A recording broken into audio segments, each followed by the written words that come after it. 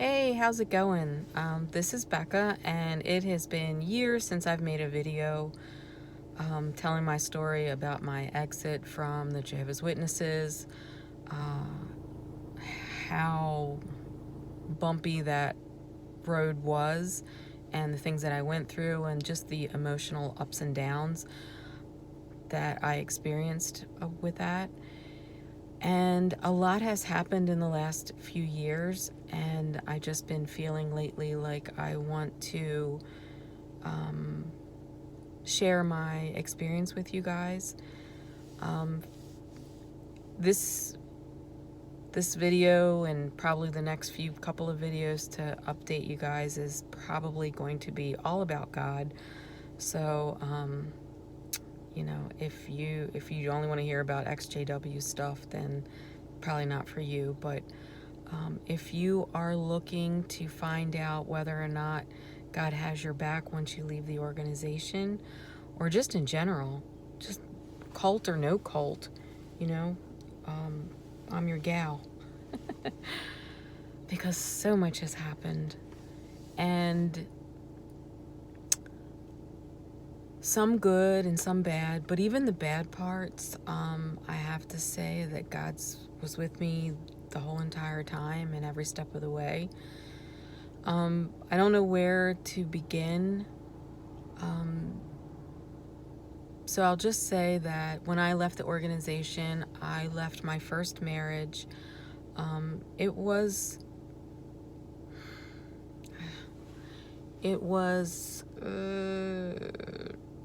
It had its moments. It had its good times, I guess, and its bad times as well. And I just felt like there wasn't any great foundation, and leaving the Witnesses really just kind of put an extra layer on it, that he was afraid of who I was. He didn't, he thought that Satan had, gotten the better of me, and that he was afraid of me, basically. I went to him one day and I wanted to share a scripture, and he's like, "Oh, no, that's okay. That's all right. I got my own Bible. I'll do my own reading." He didn't, and I just wanted to show him something cool. It wasn't against the organization or anything. It was just something that I don't recall ever reading before, and I was excited to learn something new in the Bible. And his reaction really was profound to me. I realized that he is afraid of me. And from there, it just kind of was very clear to me that we didn't really have anything to build on from that point. So as time went along, and on the XJW community, which at that time that I was leaving was really vibrant. It was really, there were a lot of people coming out of the organization, a lot of people speaking out. We had a little community. This is back in the day when we had the vast apostate army and JW Fairy Tales, who I just absolutely loved. I just loved him. And so we had a real good community, and I'll speak for myself, but I would go on other people's videos and watch them, and oh, I really like the way that they presented this, or I like that point that they made, or what they shared, or whatever. And I would comment on other people's videos as well, and they would comment on mine. And so I started a relationship with someone that I was communicating with, another XJW at that time, and just adored him. I just fell completely in love with him and adored him as a person. He was the coolest person I had ever met in my life, and I was just so privileged to meet him. Now, I will say, originally, I thought that God was putting people in my path because I was just leaving the organization. I had a lot of biblical teachings to untwist in my mind. And so, I thought, oh, well, God's putting someone in my path because, I'm going to learn something and I'm going to grow from this person, this friendship, or whatever it was going to be. But it turned out to be a relationship that lasted for 8 years. And he was living in California at the time and relocated to where I'm at in Maryland, which I really appreciated. And we lived a beautiful and happy life, got married, and just blissfully happy. And I felt so blessed, like God had, I almost felt like God had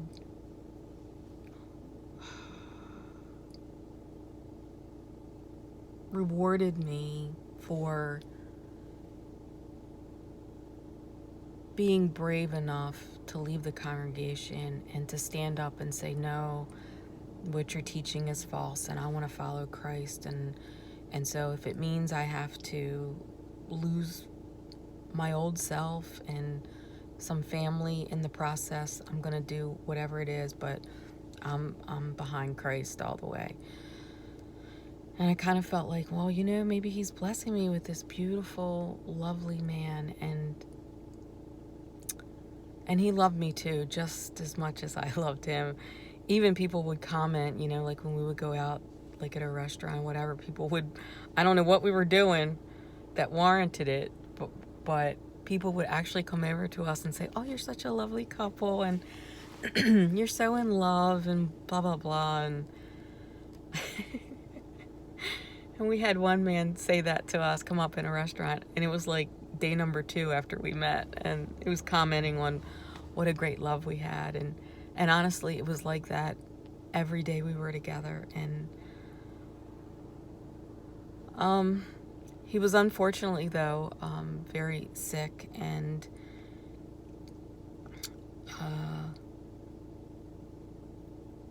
he had died last March 18th in 2022 from kidney failure. But so much had happened like in between, and I don't want to get too far ahead, but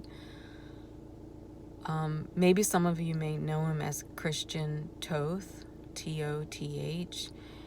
His real name was Larry Gonzalez, which he later changed in his videos, and so you can find his videos under Larry Gonzalez. And he will always, always, always, always live in my heart because I just loved him so much.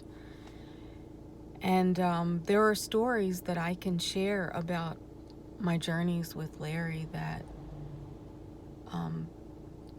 proves that God was with both he and I, even though he was sick, and even though, a few short years later, he succumbed to his ailments. He was blessed, and I was blessed, and we were blessed to have that time together. And I want to share that with you. So this is just the start of this video, but I just wanted to tell you that I'm back, and I just want to give you some updates and share some things that happened. So stay tuned for my next video. As soon as I get a chance, I want to go a little bit further. I don't want to just kind of gloss over my relationship and my marriage with Larry, because there were some profound things that happened. And just so not to be a cliffhanger type of deal, I'll just tell you that, he had kidney failure, and we were doing dialysis, and actually we were doing it at home, and I was his dialysis nurse, if you will, and I had worked in the medical field, not doing dialysis, but, just like nursing assistant type work, caregiver type work. I worked in a doctor's office. I worked in nursing homes. I worked in hospitals, various places. The last 20 some years I worked in a doctor's office, calling in prescriptions and handling insurance issues, yada, yada, yada, whatever it took. And I also drew blood and did EKGs and other things, whatever, things needed, I could do. Anyway, so when Larry got really sick, he went into the hospital. We were supposed to go to the, God, I can't even remember now. We were going to go to the protest for the vast apostate army protest. And it was that very weekend that he got sick that I was actually packed up and ready to go. We were going to head to what was it, New Jersey? I don't even know, I'm like so out of it now. It seems like a billion years ago. But he got sick, went to the hospital. He needed dialysis, so we had to start that immediately on an emergency basis. So we went to a facility. He hated it there. He hated going. And so I wanted to look in to see, about me doing his dialysis.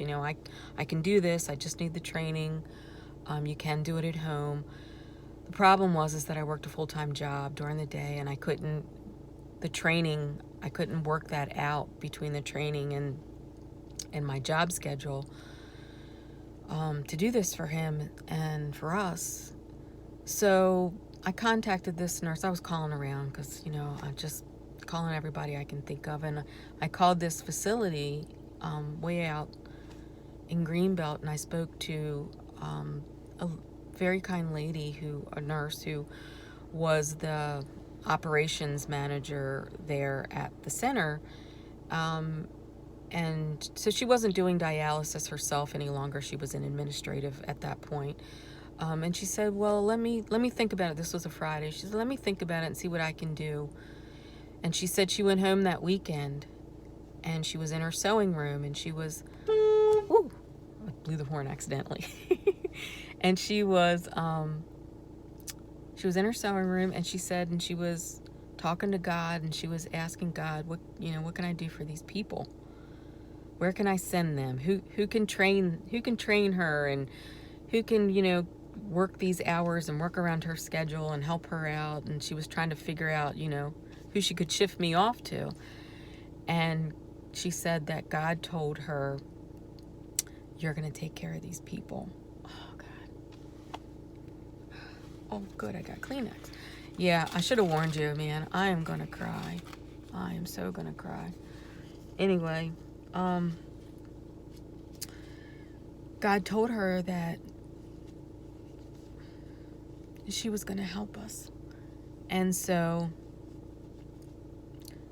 she said, and I love this lady, and she said, well, that really wasn't what I wanted to hear. It's just like, I really didn't want to. I didn't really want to do that. I'm working, full shift, but God told her, and she's like, well, how am I going to do this? And he says, you're going to help these people and you're going to go to them. And so she called me back on Monday and said, I'm going to help you. I want to come out to your home, meet you and your husband, and you and Larry. And he wasn't my husband at the time, but was a little bit later. Anyway, she wanted to come out and meet us, and she did. And her husband was waiting out in the car, and I'm like, oh, well, bring him in, next time. I didn't know until she left. Bring him in next time. He's welcome to come and sit. And she said, I said something about God, and she said, well, since you brought God up, I'm going to tell you a little story. And so she told me, how, all of this, that God had told her that she was to go and to help us. And she did. And after she did her day at the dialysis center, she drove about 45 minutes to my house to train me, to teach me. We hooked Larry up. We did his dialysis, and she did this 3 times a week, probably for, 2 months, 3 months, something like that, until I was comfortable and Larry was comfortable doing the treatments on our own. And so, man, what a blessing that was, because he hated going to the center. And I really, in my belly, I just knew that he wasn't going to do this for long, and I was afraid that he was going to give out on me and give up and not want to do it. And, I had just gotten him, and I wasn't ready to let go.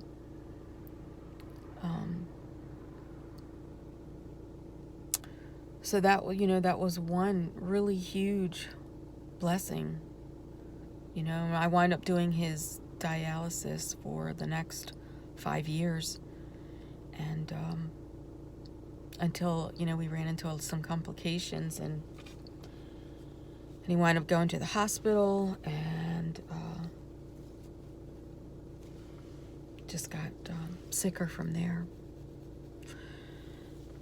During his stay at the hospital, there was another incident that happened, but I'll share that on the next video because I don't want this to be too long. But this is part one of the story of what's been happening in my life, and how God continues to be a safety net for me, and how he continues to love me, shield me, protect me, and bless me. So there you are, one video down, and I'll do another one soon, and I'm looking forward to telling you all what happened. And for all the people who want to get on here because about the XJW and want to argue about the validity or the teachings of the organization, I'm probably not the one to do that with you. I hope that you find who you need and what you need and all the answers, but I'm not going to argue and debate back and forth with you about the organization. This is about people who want to hear how God is alive and how he's with us today and each and every day. That's what these videos are going to be for. So I hope all my friends are still here on YouTube, and it's good to be back, and I'll share again soon. Have a beautiful day. Bye.